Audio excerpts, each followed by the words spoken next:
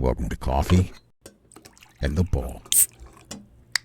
What is a dog's favorite pizza topping? Pepperoni? Pepperoni. That was a good one. I knew that one. Yeah, look at you. Look at that, you. right? What was a special offer at the pet store this week?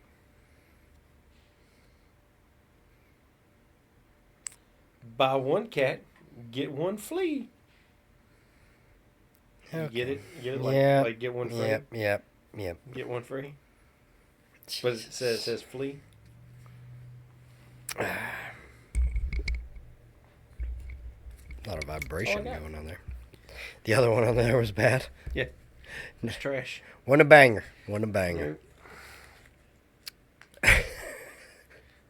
It's like they let brand new dads write some of these jokes. They're just they're not there yet.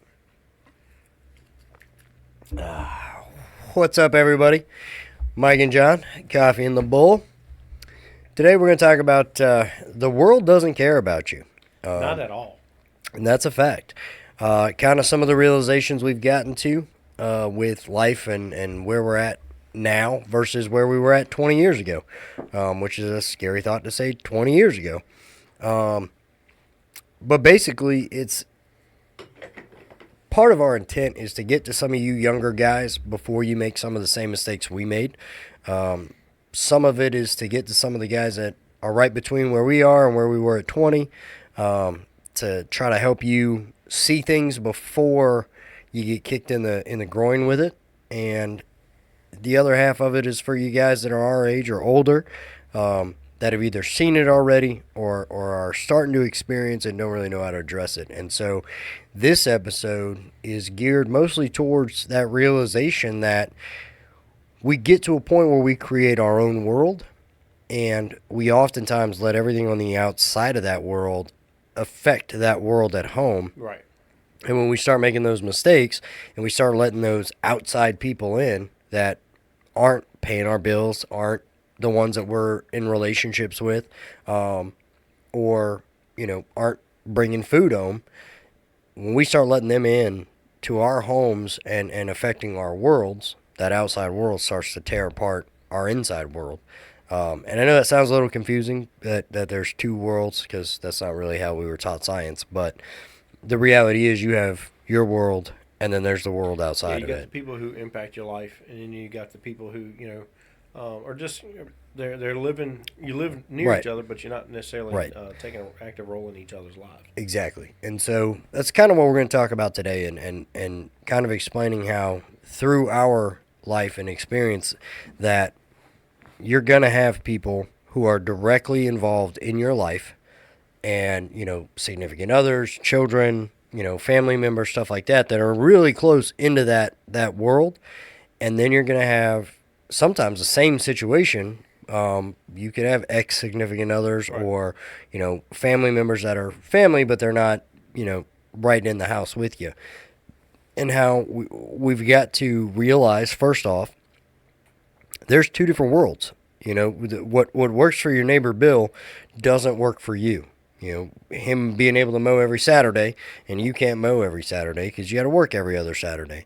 And I know that's a trivial topic, but when you get wrapped around that axle of trying to live your life based on what everybody outside of your world tells you should do or how you should live your life, you're going to get caught up, and you're going to get to a point where you feel like, I can't please everybody. I can't be successful in all these people's eyes. The reality is, if you don't see yourself successful, what's the point? Right.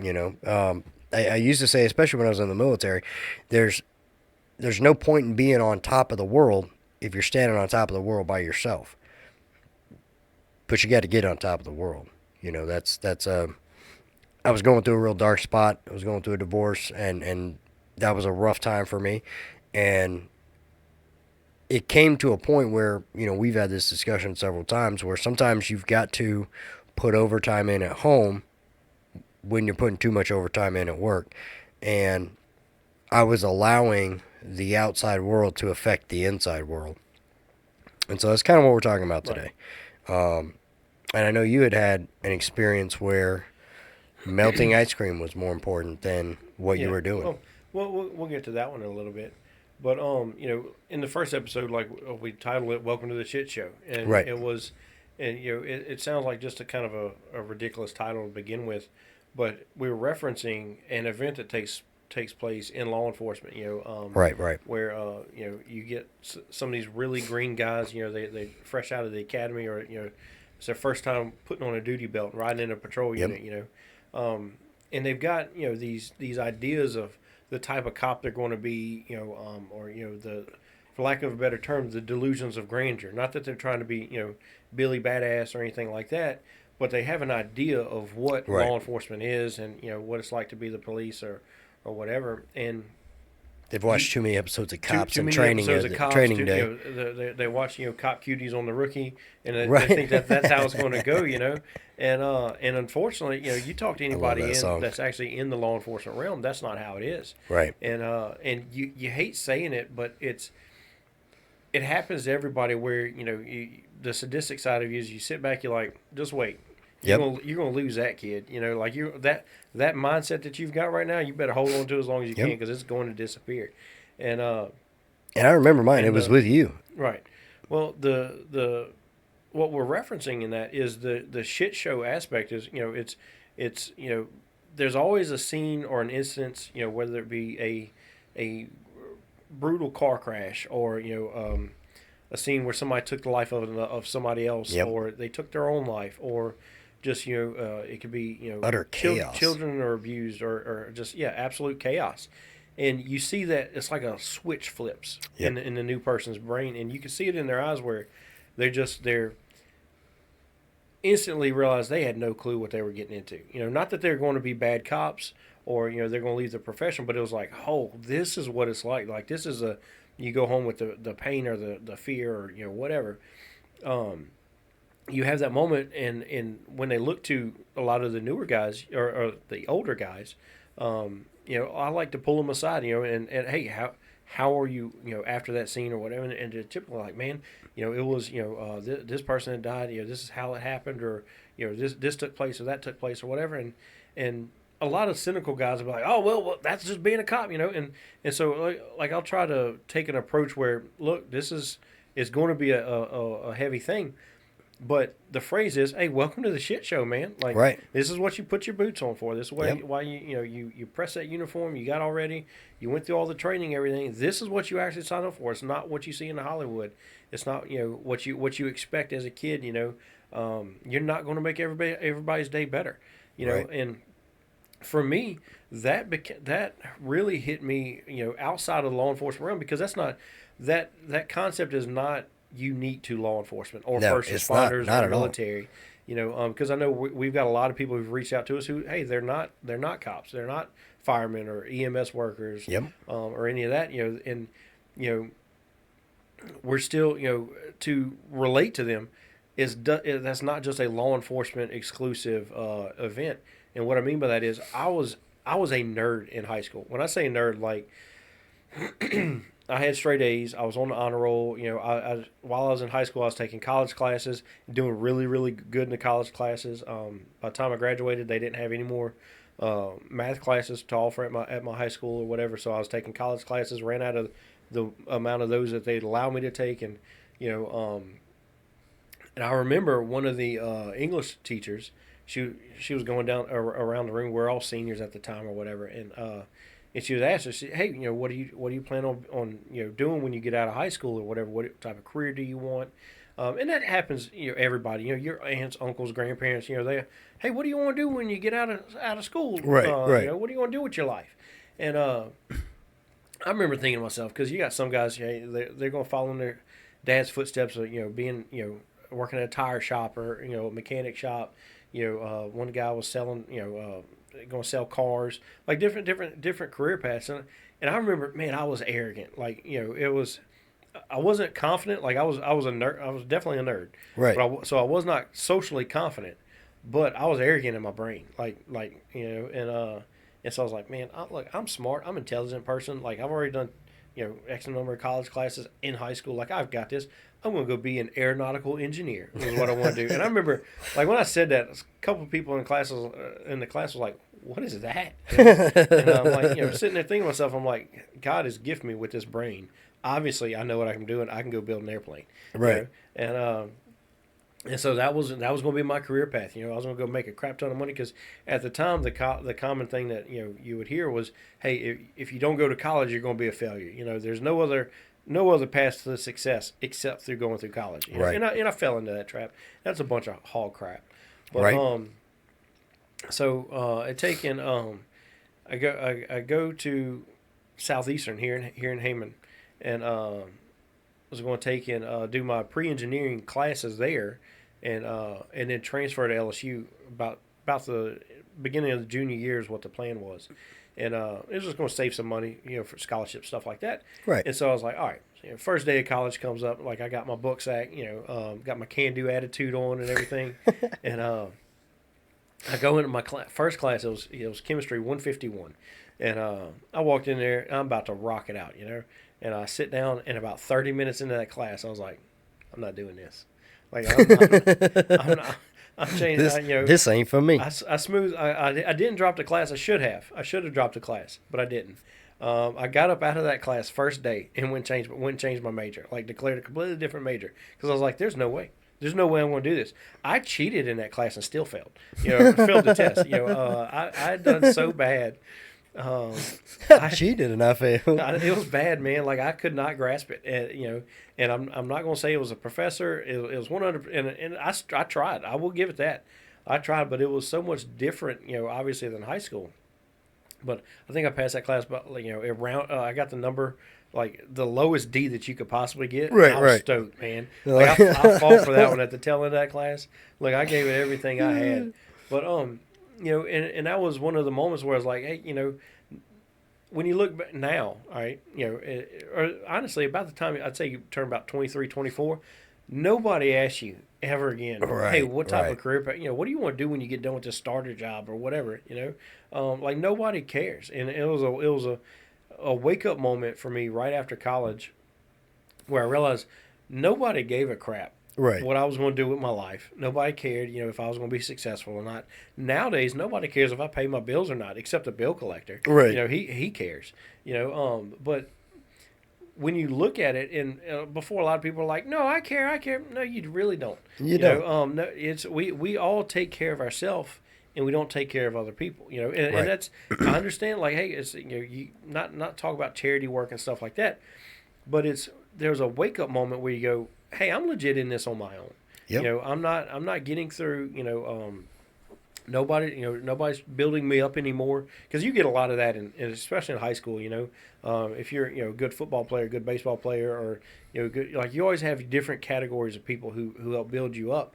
But once you hit that adult realm, man, nobody really tries to put you on a pedestal, and it becomes this waking up moment, and that's I think why you have depression is a big thing amongst college age kids, or people who are just new into the workforce, is it's so drastically different than what they grew up with, because all the things that you were taught in high school, that were going to matter don't matter, Yep. I remember at my graduation, I got like a bunch of awards and everything, and none of that mattered at all. I thought, that was my time to shine. Right. And none of it really mattered. And so it turned into this big thing where you start questioning, hey, is any of this really worth it? Is what I'm spending my life trying to do, is it really worth it? Yeah. And so it develops that mindset, or develops the idea that, hey, the world doesn't care about you, and that, I had an example, like John had brought up one time, or earlier in the episode. I had an incident where a state police officer was killed on one of our shifts, and I remember a couple of days later, we got set up to we're doing the funeral procession, and so our shift was designated to block off different roads for the procession route. And it's, for those of you who don't know, it's very common for first responders, military funerals, things like that, where there'll be a massive turnout. And it's not that they're any better than anybody else. But it's a massive funeral. Like you talk about, you'll have 10 to 20,000 people show up at some of these funerals. Yeah. And so if you don't put if you don't shut everything down and have a specific procession, then you run into people getting in wrecks, Yep. something like that, and so and it congests the city for an extended period of time. A side note on that, because a lot of people don't actually know this, but if you ever come across a funeral procession, it does not matter whose procession it is. Just move over and get Right. some respect, The common courtesy is to pull over to the side of the road and allow the procession to pass you, not to be in a hurry and cut in front of it and everything else. And I know people are going to disagree with me, but that is the general rule of thumb, and it's not really something that's talked about very, very much anymore. Like, I mean, that was something I learned as a kid when I'm like, Mom, why are we pulling over? And she goes, well, that person's life is over. We're going to show them the respect they deserve to get to their final resting place. So just heads up out there in, internet land. If you happen to come across a funeral, typically if you're in the funeral, all the hazard lights on your vehicle are turned on. Just pull to the shoulder, let them pass. It's easier. Before I was super rudely interrupted by I something. sincerely apologize. Did have nothing to do with my story. What? So anyway, I'm charged with blocking off this intersection, Right. And it's the procession was only I say a quarter of a mile from me, so like it's coming up the road, and I remember this guy was mad because I wouldn't let him get by, and it's because hey, if I let you by, you're going into the procession, Right. And so like I tried to explain to him, I was trying to be cordial, but also.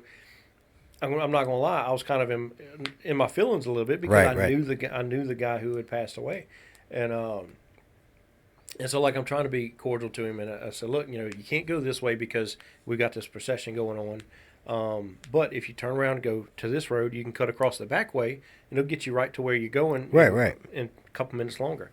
And I remember this dude started cursing me out. And I'm not talking about a young guy. This guy was maybe 40, 50 years old.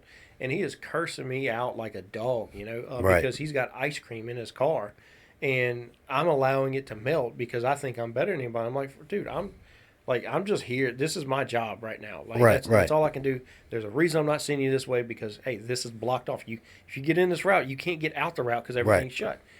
And so yeah, I like I said, I was in my feelings, and so. Luckily, it's not the employer that I work for now. But everything that dude gave me, I wound up turning around and giving it right back. I wound up logging that complaint. I earned that one. But no, there's this thing where as you start living life, you start looking around and you're like, man, it's you legit are in this by yourself for the most part. And I'm not, we're not solitarily, but there's the idea that, hey, it takes a village to raise a kid. Sometimes that village is really, really small. Yeah. And especially for some of our single dads and stuff like that, like you've got an uphill battle that you've got to fight with that because there's not a lot of support for guys. And what I mean by that is, you can't turn on Facebook or hop on Facebook right now and go to different rants and raves pages or whatever, and you always hey, I'm a single mom and need this and need that or whatever, and you get a lot overwhelming support on that. If you were to get on there and say, hey, I'm a single dad, I need money for groceries or whatever, well, now all of a sudden you're a deadbeat dad. Right. Or whatever, and it doesn't matter the circumstances. And I'm not talking bad about single moms. That's not what I'm going at. This is a guy's podcast, so we'll approach it from the guy's standpoint. But you're sitting there and you have to go through life and all this be by yourself, or do all this by yourself because while there are people there who don't mind giving you a little push every now and then. For the majority of your career and the majority of how you spend your time on this earth, you're going to be alone, or you're going to be struggling. And a lot of us, we struggle in silence. We don't talk about it. We don't bring it up to other people. And again, that's kind of the reason for this podcast is, you do have this struggle and there's not a lot of support out there. So how do we start changing some of that? I don't, not saying I necessarily have an answer for that. Right. And that's one of the craziest things, and this is something that I noticed in my life, is that you can't always gear yourself towards the people you think would make the best friends or the best, people you can communicate with because, Mike just told you about, how you were in high school. We were total opposites in high school. I was barely getting by, not because I wasn't intelligent enough to pass. I didn't care. Right. Like I had... By my freshman year, I had lost my older brother. He had passed away. My junior year, I had lost an uncle, and my sophomore year, I lost my uncle, and my junior year, I lost my mother. And so I just didn't care.